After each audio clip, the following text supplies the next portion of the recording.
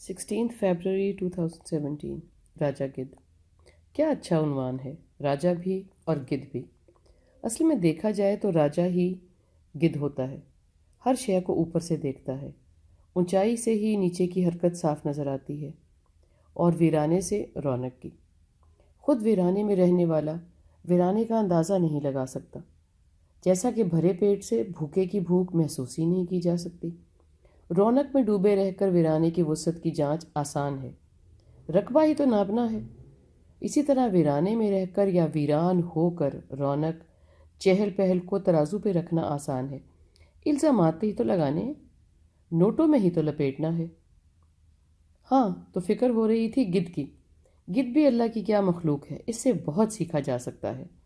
जैसे कि चटियल मैदान, वीरान मैदान, चट्टान कैसे आबाद होती है, जथ का कठ कैसे रहता है, जैसे कि मुर्दार को काम में कैसे लाया जा सकता है, जैसे कि जिंदा और मुर्दा, कामयाब और नाकाम, राहगीर और गुमराह को कैसे लुक़मा अजल बनाया जा सकता है।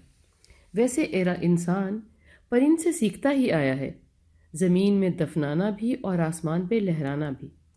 बस ज़मीन पे रहना सीखने की कमी रह गई है, और वो इसलिए कि अल्लाह की दूसरी मखलूक को छोड़कर इंसान अब खुद से सीखने की कोशिश कर रहा है।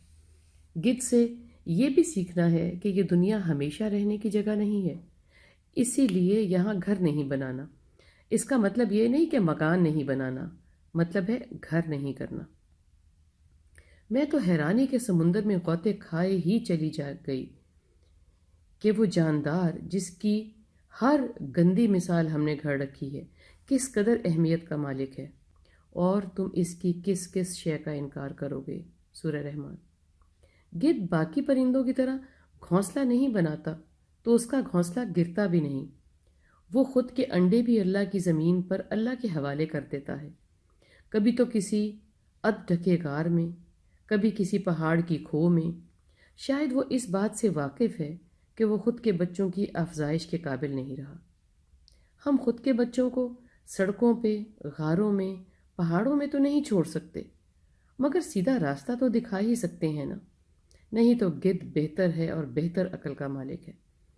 ये बहुत मशहूर है कि गिद्ध सिर्फ मुर्दार खाता है। गिद्ध मुर्दार भी खाता है, मगर बांस मारने से पहले। वो मार के भी खाता है, जैसे कि हम खाते हैं, और वो हमारी तरह खाने के बाद बांस नहीं मारता। हाँ, हमारी आसानी के लिए वो कुछ इस धरती से उठा लेता है जहाँ हमारा सफाई वाला नहीं पहुँच सकता। अगर हम इसको इतनी नफरत भरी निगाह से ना याद करें, तो यही राजा गिद्ध हमारे वो गंध जो कई दिनों तक हमारे घरों के बाहर की रौनक बने रहते हैं, बकरा ईद के बाद बगैर उजरत के उठा लेंगे।